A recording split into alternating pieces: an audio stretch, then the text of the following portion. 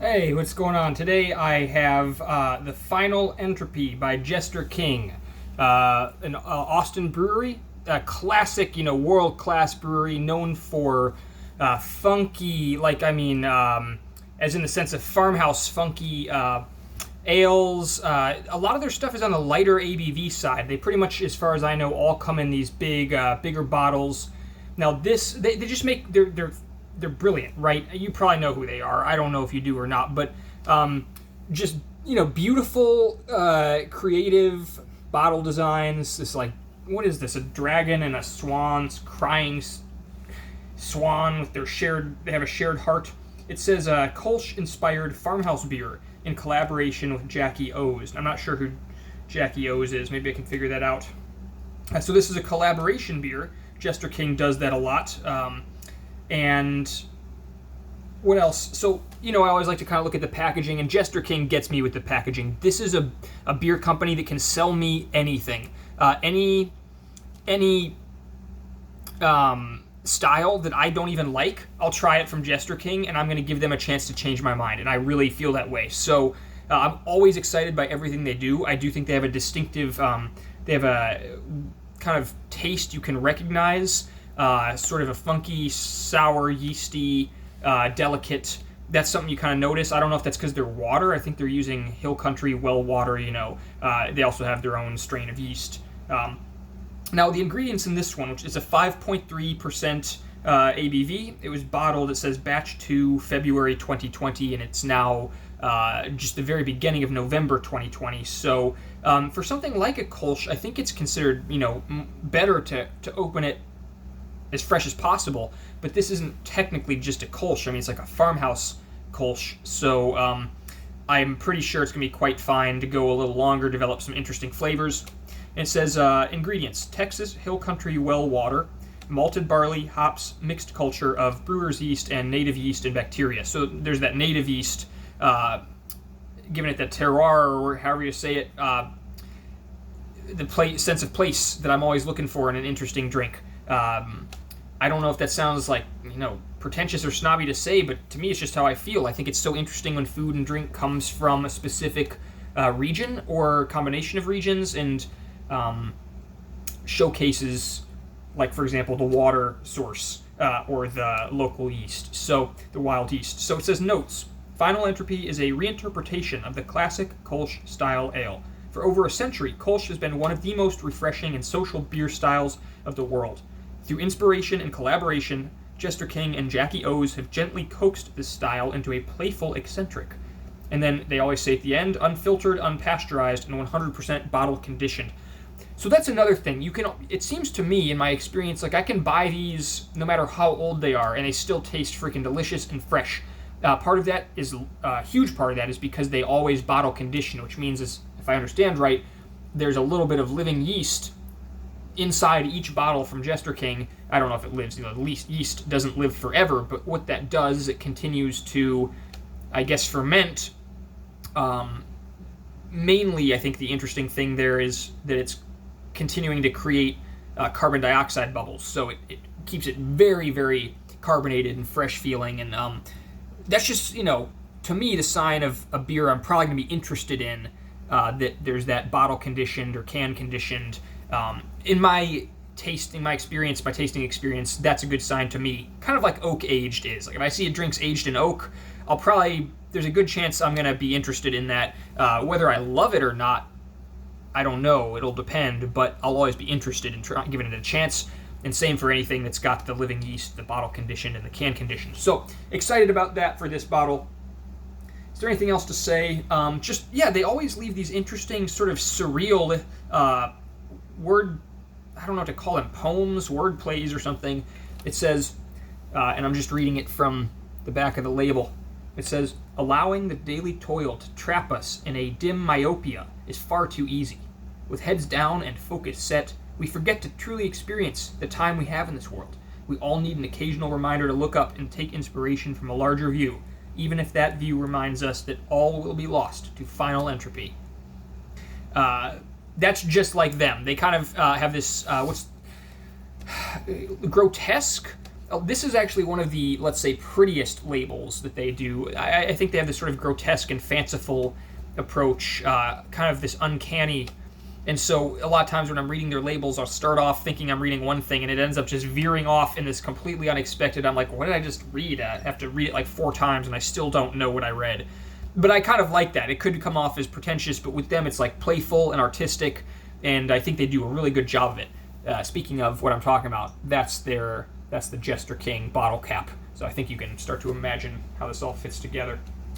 Anyway, I'm very excited to try this. I am going to be tasting it from my, Glencairn glass that I'm always using. I'm expecting a pretty big head on this bottle, so I'm going to have to leave space for it to fill up. It's a beautiful day today in Texas, in Austin. It's, I think, like mid-70s outside, very sunny. I had a huge debate choosing between this beer and another Jester King, the Collaborations beer, which is going to be sort of similar but sort of different. It was a huge, tough choice, but I saw that tomorrow is supposed to be even a little warmer, and I thought that other beer looks even better for like a warmer day, a few degrees warmer. I don't know. We'll see. I don't think you can go wrong here. My point being, I'm going to start it off in here because I don't want to move the camera around too much, but I will go and taste it outside afterwards too, because I think I specifically chose this beer to fit with today's weather. Okay, so let's see. Let's crack it open and see how it goes.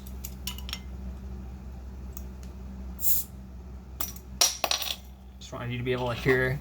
Yes. Whoa! Holy shit! Excuse me. Wow.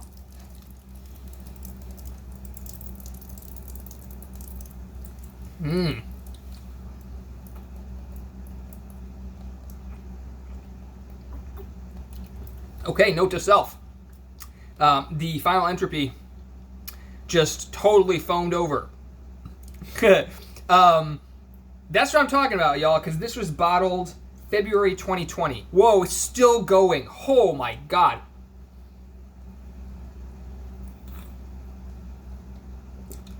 Still going. Unreal. Absolutely unreal.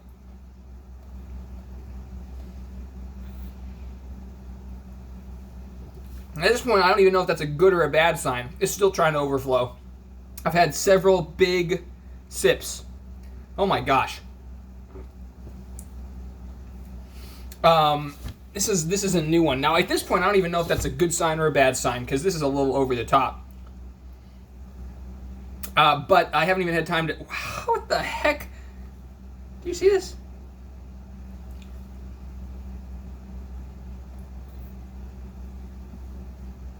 Oh, no.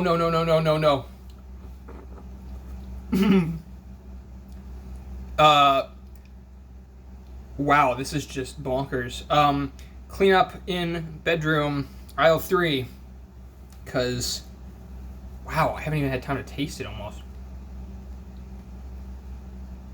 So, it's tart, a little more tart than I expected. It's got the bitter finish at the end. I don't really have the best sense of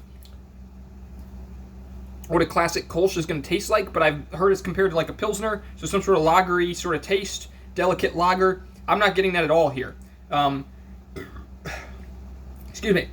What I'm getting is an extremely foamy, slightly farmhouse tart and bitter at the end, quite bitter at the end, but it's not intense.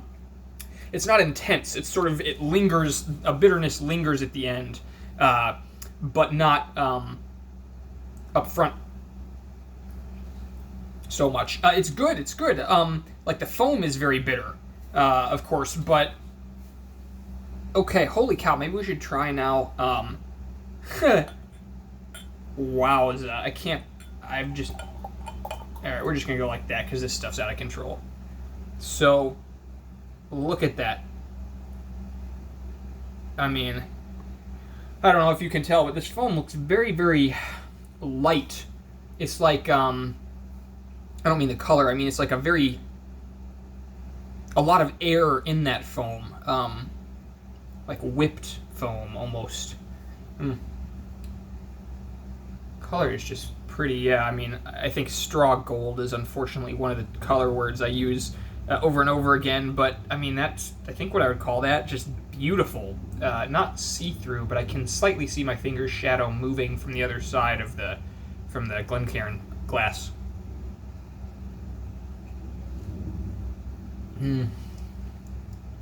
Yeah, so kind of like farmy sour. That's that Jester King taste. Farmy sour up front. That's the most of the taste. It's a kind of classic Jester King taste. If you got this beer, I would say you would get a decent sense of what Jester King is doing a lot of the time. I would say if you're a little, this sounds weird to say, but if you're a little adventurous and you want to get to know Jester King, get their Petit Prince table beer, which is extremely low ABV. That's why I say it's a little weird to say that's adventurous, but because most people drinking craft beer, let's be honest, are mostly, a lot of the time, interested in the higher ABV beers. And sometimes it seems like that's the only direction things go, but they've got this very, very dry, bitter, refreshing table beer. It's like 3% ABV, maybe less, and this size bottle. And that's probably, to me, what I would say, like, not a lot of people are going to love that beer. Well, that's not true. That's not true. I'm sorry. I think that Petit Prince beer is incredible, but you already have to really like beer, I think, to like that beer. If you really like beer, it's a cool beer. If you don't really like the taste of beer, I don't know. It could be something that you're like, wow, this is incredibly interesting and good, but it also is very bitter, beer tasting. So it's a tough call. That Petit Prince from Jester King, anyone should try it. I think give it a try with a meal especially, or if you have some work to do outside. And that's what I really am. What I love about Jester King is I associate them with being able to kind of drink this delicious world-class farmhouse ales, but at a low ABV. And so that's great for like working outside and getting work done, because you can still be physically and mentally sharp while still getting to taste delicious beer. It's a low ABV and perfect for outdoors and with meals. So this was quite an adventure, this bottle. I haven't even gotten a chance to say.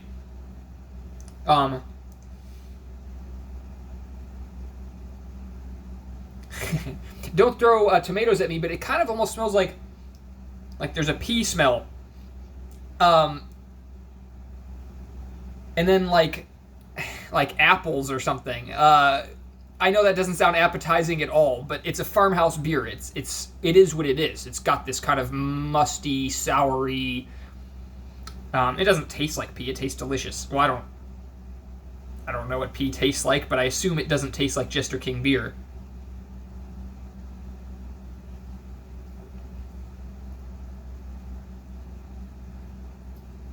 Yeah, it's just so nice. It's mellow, subtle, sour up front in the first half, then kind of yeasty bread in the second half. And now that it's warmed up a tiny bit, I don't get quite so much of the bitterness at the end. And I get more of the yeasty bread, biscuity taste in the middle now, much more than I was getting before, which I was looking forward to. I love that yeasty bready taste in this kind of ale.